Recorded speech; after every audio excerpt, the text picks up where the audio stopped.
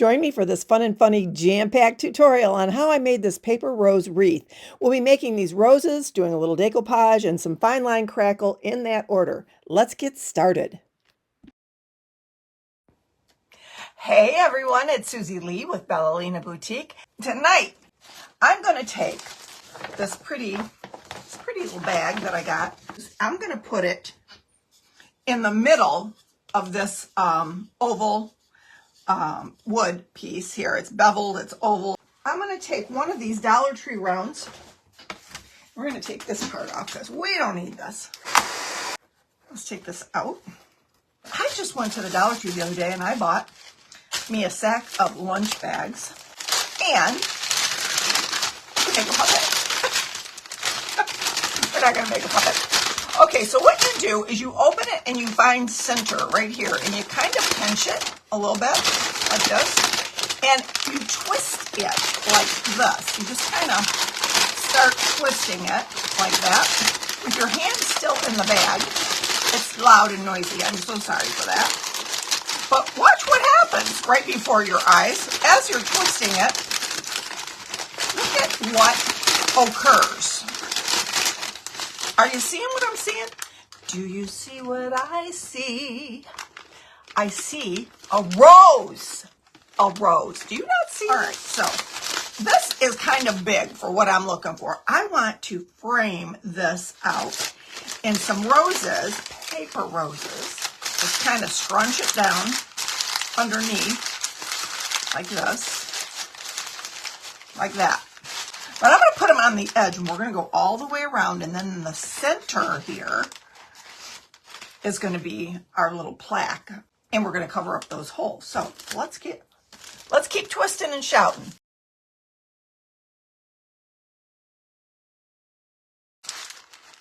I made a rose just like that, just like that.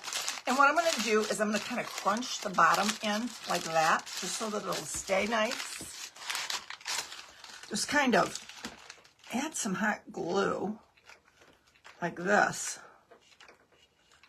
and then push it down onto my little, see, I use the backs of these a lot. Like if I need to make a little hot glue something or other, you know, a little dab of glue, I just use the backs of my molds, my silicone molds. I stack them here, one on top of the other, and I keep my hot glue on it. Once that's dry, I can just pull it off and it'll be hardened enough and it's not going to come undone. You know what I'm saying? Look at that, y'all. Isn't that pretty already? How many times did I have to do it till I got so perfect? This one right here was my second time. True story. It's that easy, y'all. Look at that, how it popped right off of there. Now it's nice and flat on the back. I watched a video on how to do this, and I said, that doesn't look like rocket science. And so I did it. So let me put some hot glue on this part here, and we'll do another one. Now, you could think of this too. You could put some Totally Dazzled in the middle, a pretty little Totally Dazzled. And again, you just find the middle,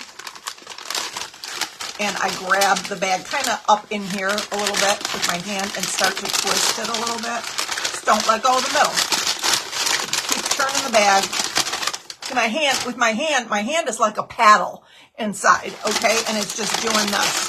Go grab a paper bag right now. Y'all go get paper bag. Y'all got lunch bags, right? If you don't, get some. And just keep turning.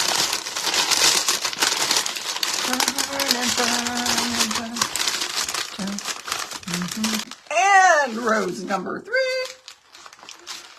And we're going to pop you right off. Maybe, possibly, could be. This one's not dry. Now, someone asked if you could make the rose smaller. Absolutely, I said. Just cut the bag down and continue with the same process.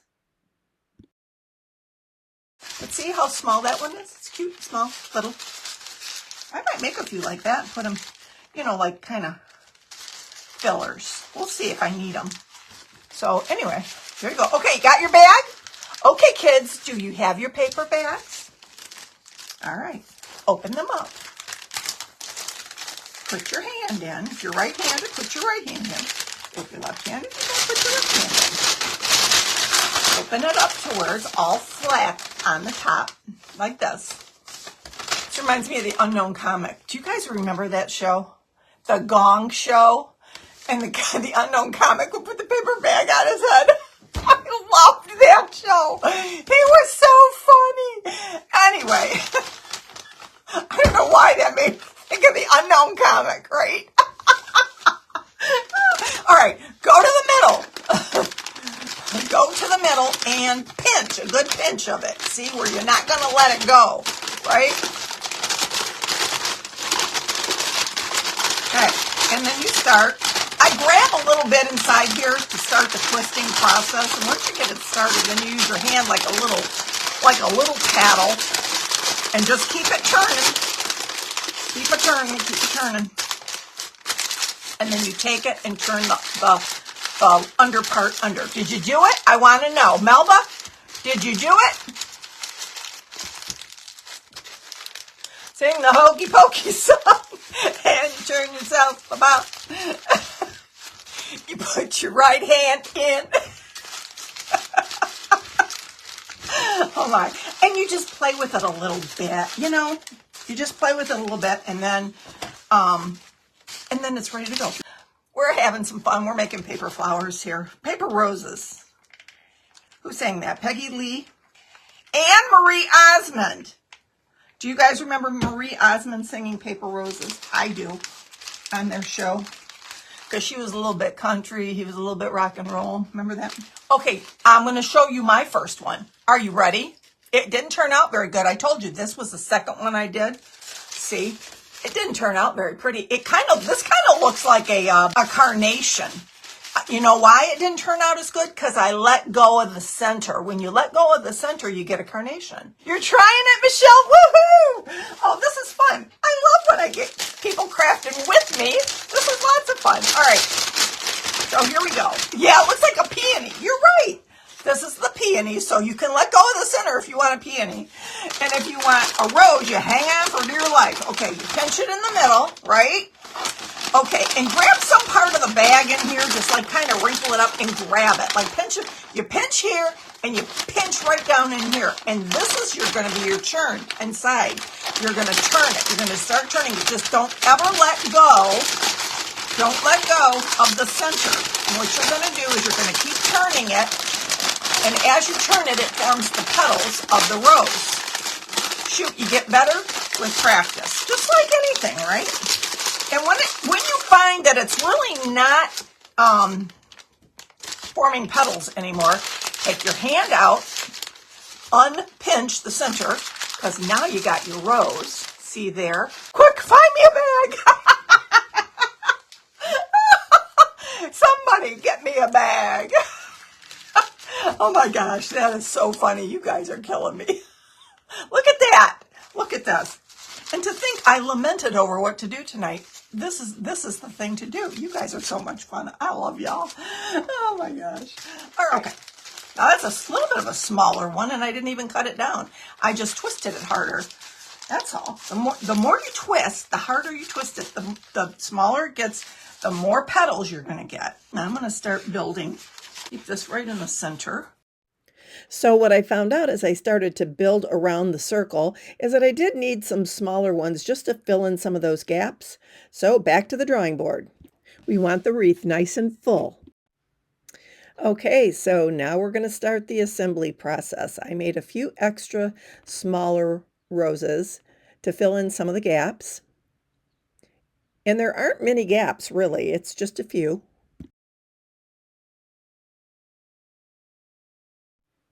I think the key is to make sure that you just really smush in those roses together very tightly so there are no gaps. And here applying the very last one. I'll pop out the center. These pretty leaves off of this because I'm not going to probably use them in an arrangement. I peel them right off the little plastic parts like that. But in this event, I might not, just to keep them keep their shape.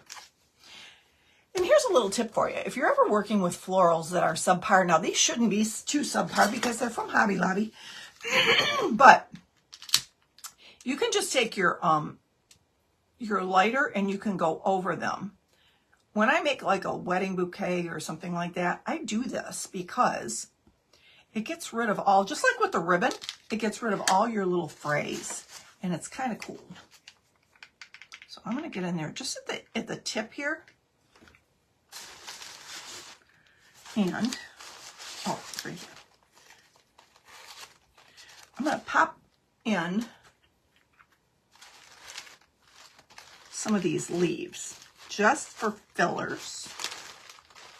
And if you're a florist, you're probably looking at me going, girl, you should have done that before, but I wasn't sure. I wasn't sure how many we were going to need. I don't want a whole lot of the leaves. I just want a few just to fill in those gaps. Okay, we can move this process along just a little faster and get her done. So far, this is what we got. Isn't that pretty? Just like that. I'm kind of liking just the bag, just the au naturel.